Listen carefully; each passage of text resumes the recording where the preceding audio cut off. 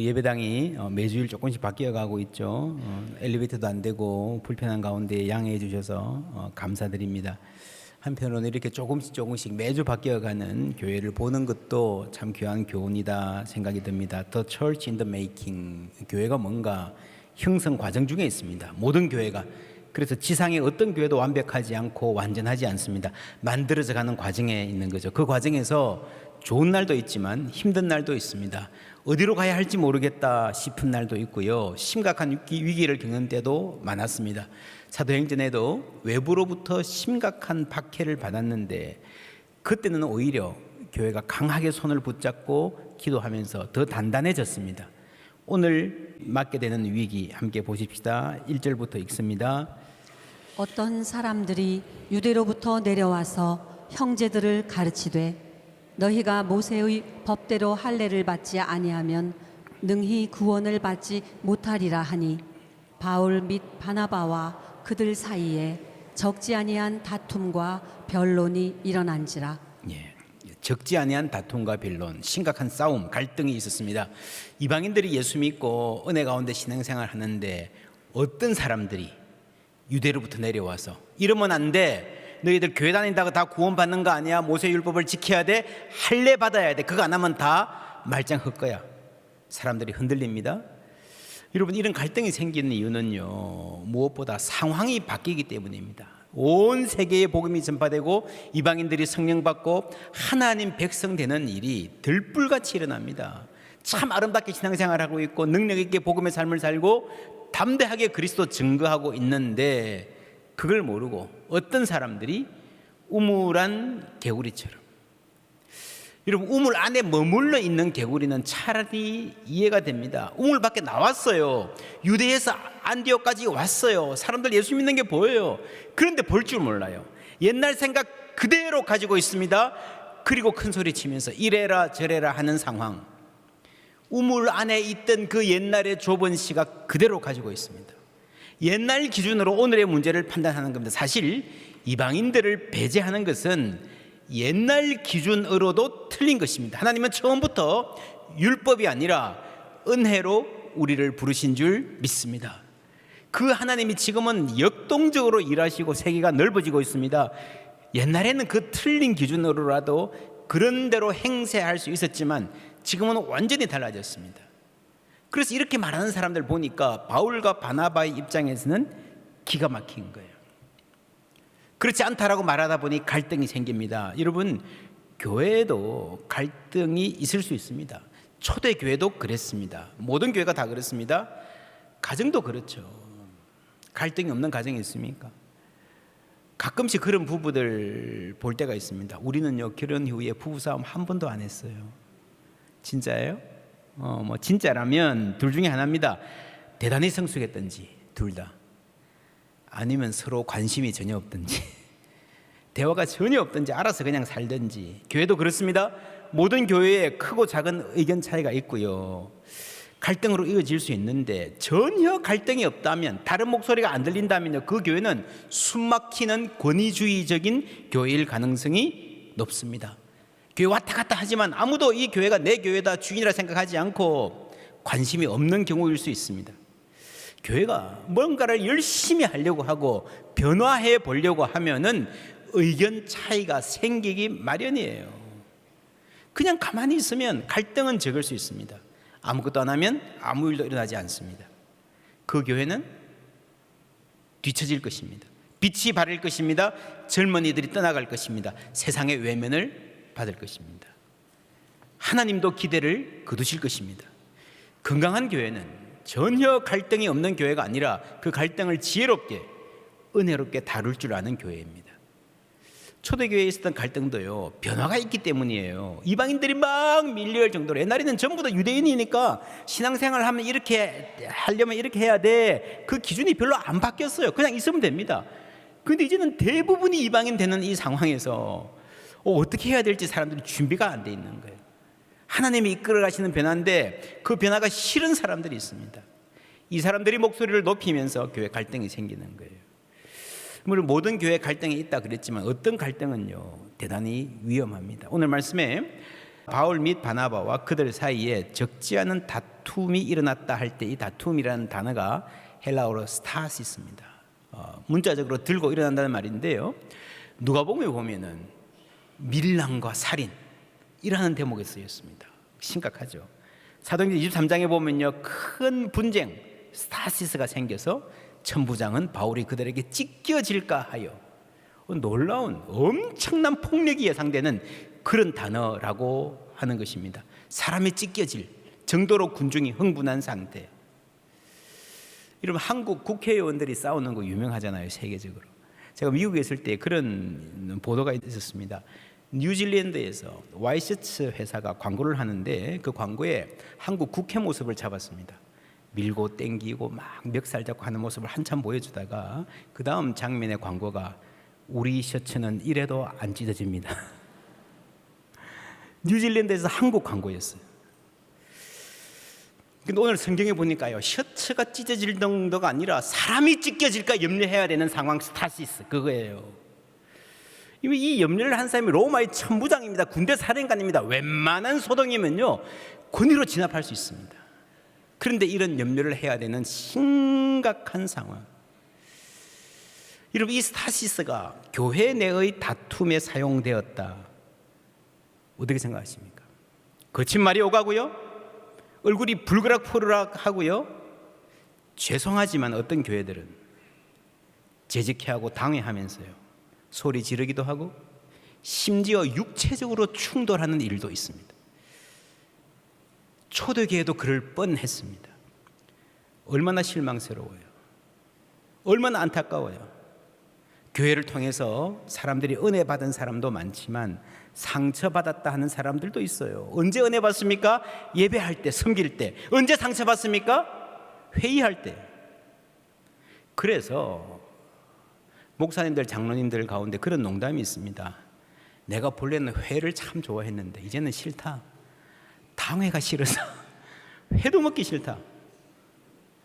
당회 위에 노회, 총회 그런 기구가 있습니다. 교회 대표라고 해서 가보면 정말 답답할 때가 많습니다. 하나님 보시기에 부끄럽고 성도들 보기에 죄송한 예가 많습니다. 그래서 많은 분들이, 깨끗하고 양심적인 목회자들이, 성도들이 회의에는 가급적 안 가려고. 그게 옳을까요? 여러분, 양식 있는 분들이 외면하면요, 그나마 정말 더 나쁜 사람들이 교회를 주도하게 됩니다. 그래서 회의가 어려움이 있지만 회의를 잘 하는 것은 중요합니다. 오늘 성경에 회의의 모습이 나와요. 기독교 역사 최초의 세계적 차원의 회의입니다. 대단히 중요한 회의. 주제는 예수 믿는 이방인들에게 모세의 율법 지키기를, 특별히 할례 행하기를 요구해야 할까 하는 것이었고, 이 질문 뒤에 있는 근본적인 문제는 유대인과 이방인, 우리가 이렇게 다른데 함께 한 교회로 갈 수 있을까요? 라는 질문이었습니다. 만약에 이 예루살렘 회의가 없었다면 둘은 완전히 분리되었을 거예요. 예루살렘 중심의 교회는 그냥 유대교 안에서 사두개파, 바리새파, 나사렛파, 조그만 그저 그런 한 종파로 끝났을 것입니다. 이방인들의 기독교도 이 이스라엘이라고 하는 큰 뿌리에서 잘려나가서 하나님 계획의 일부가 되기는 힘들었을 거예요. 그래서 이 회의는 대단히 중요합니다. 위치도 사도행전 딱 중간에 15장 중심을 잡고 있습니다. 제가 요즘에 사도행전 강의하면서 약간 마음이 부담되는 게 있습니다. 바울이 전도하던 시대로 돌아가서 말하다 보니까 자꾸 유대인들을 비판하게 돼요. 사도행전의 유대인들 대단히 완고하고 고약한 사람들, 그렇게 말하게 되는데 실제로 그랬습니다. 당시에는 이 사람들이 종교적 기득권층이었던 것입니다. 이방인들은 막 교회에 들어와서 새신자들 적응해야 되는 약한 사람들이었습니다. 우리가 지금 생명의 삶 큐티하고 있잖아요. 데살로니가전서 묵상하는데요, 그런 대목 나왔습니다. 함께 읽습니다. 유대인은 주 예수와 선지자들을 죽이고 우리를 쫓아내고 하나님을 기쁘시게 하지 아니하고 모든 사람에게 대적이 되어. 대단히 강력하죠. 이 말씀만 보면 유대인들이란 대단히 나쁜 사람들, 어깃장 놓고 핍박하고 속 좁고 비정하고 과거에 매달려 있고. 그런데 기억할 것은요, 바울도 유대인이고 베드로도 유대인이고 12사도 전부 다 유대인이었다는 사실입니다. 그렇죠? 예수님도 유대인이었어요. 오늘 이 회의에서 이방인들을 위해서 교회 문을 활짝 열고 차별 없이 받아들이는 획기적인 결정을 한 사람들도 전부 유대인들이었습니다. 이것 하나만 해도요, 유대인들은 이 세계 역사에 엄청난 공헌을 한 것입니다. 유대인들 안에서 시작된 신앙운동이 세계로 향하는 다리를 놓는 결정적인 역할을 한 오늘 이 회의. 그래서 이 회의 장면은 사도행전 15장은 교회가 갈등을 제대로 다루고 이견을 조정하여서 방향을 설정하는 모범을 잘 보여줍니다. 몇 가지 원리. 첫째, 갈등을 회피하지 않습니다. 함께 읽습니다. 어떤 사람들이 유대로부터 내려와서 형제들을 가르치되 너희가 모세의 법대로 할례를 받지 아니하면 능히 구원을 받지 못하리라 하니. 교회가 때로 갈등을 다루어야 하는데 모든 일을 전부 다 테이블 위에 올려놓고 공개적으로 토론하라는 말은 아닙니다. 어떤 문제는 인내해야 됩니다. 모른 척하는 게 좋을 때가 있습니다. 어떤 일은 하나님께 맡기고 참고 기다려야 됩니다. 어떤 일은요, 덮어주는 것이 은혜로울 때가 있습니다. 그러나 여기서는 구원의 조건을 논하는 굉장히 중요한 문제입니다. 잘못 다루면 사람들의 믿음이 흔들릴 수 있습니다. 복음의 초점을 잃을 수 있습니다. 교회가 더 심각하게 분열될 수 있습니다. 그래서 적절하게 다뤄야 됩니다. 둘째, 갈등을 키우는 은사를 조심합니다. 갈등이라는 걸 다루다 보면 여러분 숯을 만지면 온 데 다 묻을 수 있듯이요, 여러분 이 갈등 자체를 잘못 다루면 점점 더 키우는 역할을 합니다. 많은 사람들이 회의를 하면요, 자신의 주장에 힘을 싣기 위해서 강하게 표현을 해요. 자극적으로 표현하고 과장을 합니다. 교회 늘 그래요. 그런 사람들 꼭 있습니다. 한두 명 반대하는 소리가 들리면요, 와서 뭐라 그러는가 하면 교인들 다 반대합니다. 그렇죠. 그게 과장이에요. 그렇게 말하면 한두 번은 먹힐 수 있습니다. 그러나 장기적으로는 그 사람은 신뢰가 떨어집니다. 왜요? 다 알거든요. 조금 지나면 다 알거든요, 상황은. 오늘 이 말씀에 어떤 사람들이 유대로부터 내려와서라고 말합니다. 우리가 성경 저자가 성경을 기록하는 방식에 대해도 주목할 필요가 있습니다. 어떤 사람들이 뭐예요? 이름이 안 나오잖아요. 박 집사가 이랬다, 김 장로가 이랬다 말을 안 하잖아요. 익명으로 말합니다. 저도 당회를 할 때 당회원들에게 자주 권면합니다. 자유롭게 토론하시되 되도록 실명을 말하지 마십시오. 좋은 일을 말할 때는 괜찮아요. 혹시 좋지 않은 일, 좋지 않은 맥락으로 발전해 나갈 오해가 생길 수 있는 일을 말할 때는요, 조심스럽게 접근해야 됩니다. 꼭 필요한 정보만 최소한으로 말하는 게, 여러분 그런 절제가 필요해요. 5절에 보면요, 바리새파 중에 어떤 믿는 사람들이 일어나 말하되 최소한의 정보죠. 이때도 사람은 말하지 않습니다. 왜 그렇습니까? 관계는 쉽게 상할 수 있고, 연합이란 마음을 함께 하는 것이란 이루기는 힘들어도요, 깨어지기는 굉장히 쉽습니다. 말 한마디로 사람들은 상처받습니다. 여러분 아침에 일어나서 냉장고에서 우유를 꺼내서 마시고 테이블에 올려놓고 그냥 출근했어요. 저녁에 와서 보니까 어떻게 되었습니까? 이 더운 날씨에 상했죠. 못 먹게 되었습니다. 어떻게 회복해요? 다시 냉장고에 넣어서 며칠 기다리면 회복이 됩니까? 아니에요.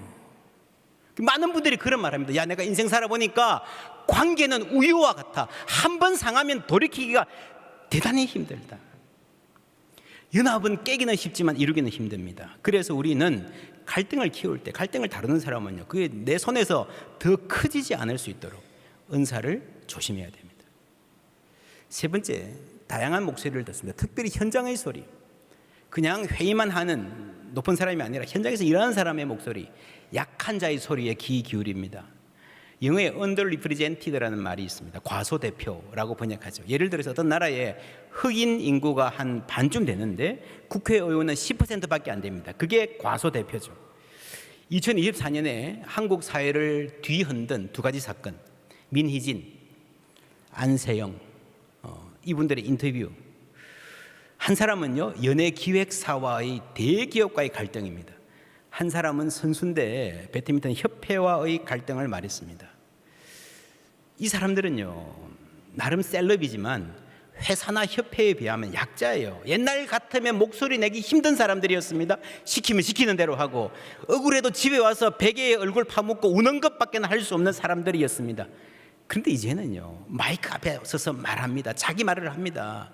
물론 이쪽 말이 100%다 옳다, 뭐 그렇게 우리가 사정을 모르니까 말할 수는 없을 거예요. 분명한 것은 시대가 이렇게 바뀌어가고 있다는 거예요. 힘 있는 쪽이 일방적으로 누르고 마음대로 할 수 있는 시대는 지나가고 있습니다.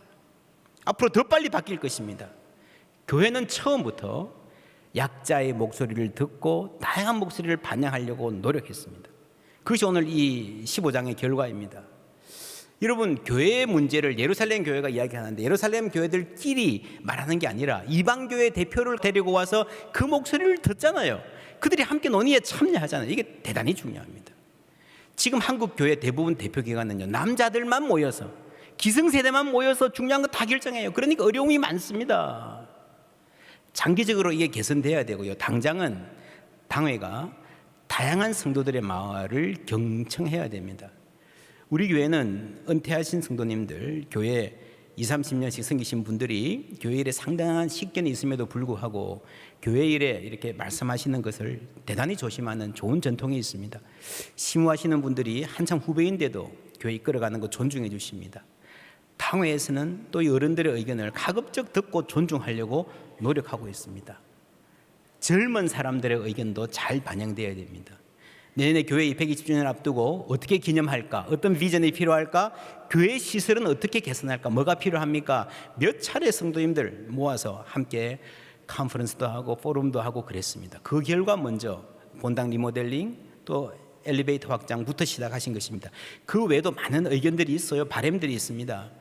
한목에 다 할 수 없지만 젊은이들은 풋살장 만들어 주세요 그러고요, 어른들은 게이트볼장 말씀하시고요, 또 우리 교회가 자연이 좋아서 이 교회 안에서 캠핑을 할 수 있으면 좋지 않을까 하는 의견도 지금 많이 있습니다. 다 당회가 들어가면서 준비하고 기도하고 있습니다. 한 번에 다 할 수는 없지만 차근차근 해갈 것입니다. 여러분도 기도해 주십시오. 4년 전에 이 밑에 교육관을 코로나 한참 있을 때 브릿지 센터 이렇게 리모델링 한 적이 있습니다. 그때 이 밖에 색깔을요, 무슨 페인트를 칠할까 우리 당회가 결정한 게 아니라 이 교육관을 주로 사용하는 교회학교 학생들, 어린이들까지 포함해서 여론조사 해보자 그랬습니다. 여론조사 시작하면서요, 약간 긴장했어요. 왜냐하면 아이들이 하면 무슨 뭐 핑크색 오렌지색 너무 튀는 색깔 하면 어떨까 했는데요, 그 결과 지금 색깔입니다. 여러분 아십니까? 아이들이 더 보수색이야. 여러분 무슨 말인가 하면요, 젊은 사람들은 이렇게 하라고 밖에 나눈다고 해서 막 교회가 큰일 나고 그렇지 않습니다. 다 비슷한 감각을 갖고 있습니다. 네 번째로 가야 할 방향에 관해서 말합니다. 오늘 말씀에 쭉 이렇게 발언하는 분들의 발언이 아주 상세하게 나와요. 그런데 일어나서 당신 말이 왜 틀렸는지 조목조목 반박하지 않습니다. 여행을 갑니다. 한쪽은 산으로 가자 그러고 한쪽은 바다로 가자 그래요. 누가 산으로 가자 그러면요, 그 다음 사람이 일어나서 뭐라 그럽니까? 이 사람 말이 왜 틀렸는지, 산으로 가는 게 왜 나쁜지, 저 사람 말이 뭘 잘못하고 있는지 그것만 한참 이야기가 않는 경우 있어요. 무슨 이야기를 해야 됩니까? 바다가 왜 좋은지만 이야기하면 돼요. 그렇지 않아요? 우리는 회의를 하다 보면요, 대부분 진짜 해야 할 말은 안 하고 서로 그냥 너가 틀렸다는 말만 하는 거예요. 부부싸움도 그렇지 않습니까? 내가 이러고 싶어, 뭘 하고 싶어, 그런 이야기보다 당신이 어떻게 틀렸는가 그 말꼬리 잡는데 에너지가 너무 많이 쓰입니다. 대화를 할수록 가정의 상처는 깊어갑니다. 가야 할 방향을 이야기해요. 가야 할 방향을. 여러분, 상대방의 반박하는 거는요, 존중해가면서 최소한으로 하고요, 내가 가고 싶은 방향을 이야기하면 됩니다. 그러면 그 방향에 모이게 되어 있습니다. 우리가 이제 9월 달에 로잔 대회로 모이는 건 마찬가지입니다. 여러분, 이 사도행전 15장을 오늘에 옮기면 로잔 대회입니다. 세계 모든 지도자들이 모여가지고요, 교회가 가야 될 방향을 말하는 거예요. 이건 어떤 교단의 대표가 아니고 자발적으로 모이는 선교 운동입니다. 그래서 여러분, 우리가 기도할 필요가 있습니다. 지난 7월 14일 날 대구 동신교회에서 우리 함께 버스로 몇 대나 가서 함께 기도했습니다. 정말 은혜 충만했습니다. 수도권과 함께 우리 대구 경북이 가장 많이 모였고 가장 열심히 기도했습니다. 저는 이 지역에 이 로잔제를 계기로 깨어있는 교회들이 생기고 있음을 감사드립니다. 방향을 이야기하죠. 너가 왜 잘못됐냐 그거보다는요. 그래야 미래지향적 교회가 될 수 있습니다. 다섯 번째는요. 누구도 전체 그림을 보지 못하고 있음을 인정해야 됩니다. 내 말이 맞다, 내 생각이 맞다, 맞아요. 그러나 부족합니다. 저쪽 말도 맞습니다. 그래서 그걸 함께 모아가는 거예요. 그러면서 현장의 보고도 듣고 다양한 사람들의 말을 들으면서 겸손하게 하나님의 뜻을 순종해 가는 것입니다. 크게 보면 바울과 바나바와 베드로가 사역 현장의 경험을 말합니다. 야고보가 그 말을 듣고 의장으로서 이제 말씀의 근거를 이야기하죠. 야고보가 맨 마지막에 이야기하는데 이때 의장 역할을 했습니다. 첫 번째 하나님이 하신 일에 대한 확언, 베드로를 포함한 시몬을 포함한 많은 사람들을 통해서 하나님 하신 일을 말하고요. 경험이죠. 두 번째 성경입니다. 선지자들의 말씀을 보면서 하나님의 뜻을 헤아리는 거죠. 세 번째 그 다음에 구체적인 방향이 있어야 될 거 아닙니까? 제안을 합니다. 19절 20절 함께 읽습니다. 그러므로 내 의견에는 이방인 중에서 하나님께로 돌아오는 자들을 괴롭게 하지 말고 다만 우상의 더러운 것과 음행과 목매어 죽인 것과 피를 멀리 하라고 편지하는 것이 옳으니. 괴롭게 하지 말자. 이게 결론이에요. 할례 자체가 초점이 되어서 할례가 어떻다, 필요 없다, 있다, 이 중요하다 이게 아니라 사람이 초점이에요. 그렇죠? 그 이방인들의 입장에서 예수 믿기가 얼마나 힘든지 한번 생각해 보자는 거죠. 괴롭게 하지 말자는 거죠. 유대인들은 유대인이니까 처음부터 그 안에 살아왔으니까 아니 할례 받아야지, 받으면 되지, 뭐가 문제야. 그런데요, 이 사람을 보면 아닌 거예요. 그들의 눈빛을 보면 흔들리는 거예요. 그들의 축 처진 어깨를 보는 거예요. 교회 올까 말까, 내가 교회 와야 되나 막 망설이는 그 사람들을 붙잡아주고 싶은 마음, 할 수만 있으면 도와주고 싶은 마음으로 결정해 가는 겁니다. 그분들이 교회에 잘 적응할 수 있도록 새신자들이 그분들의 입장에서 보는 거예요. 약한 자들의 입장에서. 여러분, 올해 우리가 참 더운 여름을 보냈는데요. 지난주에 전 기상청장 하신 분이 라디오에 나와서 그런 말을 했어요. 올해가 더웠지만 올해는 앞으로 우리가 살아갈 모든 날들 중에 가장 선선한 여름일 거다. 끔찍하죠? 근데 이 끔찍한 여름들, 폭염에 고생하는 사람들 중에서도요, 이게 다 차이가 있습니다. 고통이 다릅니다. 우리가 온도를 측정해서 35도다 할 때는요, 요게 1.5m 높이에서 측정합니다. 근데 여러분, 시내의 아스팔트에 하루 종일 여기 햇볕에 쬐면요, 아스팔트 노면이 50도 이상 올라가요. 50cm 꼬마들 가는데 재보니까, 서울 보라매 공원에서 재보니까요, 여기가 1.5m 어른들 키에서 36.5도인데 50cm에서는요 47도입니다. 놀랍죠? 유모차 타고 가면서요 덮어 씌워 놓으면요 50도 금방 올라갑니다. 여러분, 밭에 나가서 쪼그리고 앉아서 일하시던 어른들, 정말 위험합니다. 50도 금방 올라갑니다. 그러니까 같은 날씨라 하더라도 다 다르다는 거예요. 주거 환경에 따라서 최소한의 난방도 하지 못하는 분들도 있고요, 밖에 나가서 땀 흘려 일해야 하는 분들도 있습니다. 할례 받아라 하면 되지 뭐가 문제냐, 이 정도 더위도 못 참냐 그러지만요, 어떤 사람에게는 훨씬 더 괴롭다는 겁니다. 여러분, 할례라는 게 육체적으로 아픈 것보다도요, 이게 사회적인 문제예요. 여러분, 어디 외국 조그만 나라에서 온 이상한 종교를 믿더니 마침 그런 수술까지 해? 몸에까지 손대? 그거는요, 그 사회에서 사회적으로 매장될 수 있는 일이에요. 괴롭게 하지 말자, 이 말은요, 우리 입장이 아니라 그들의 입장에서 생각해 보자는 거죠. 이걸 요즘 유행하는 말로 감수성이라고 하죠. 성인지 감수성, 이런 말도 하지만 무슨 말인가 하면요, 상처 주는 말을 해놓고 상처 줬는지도 모른다는 거죠.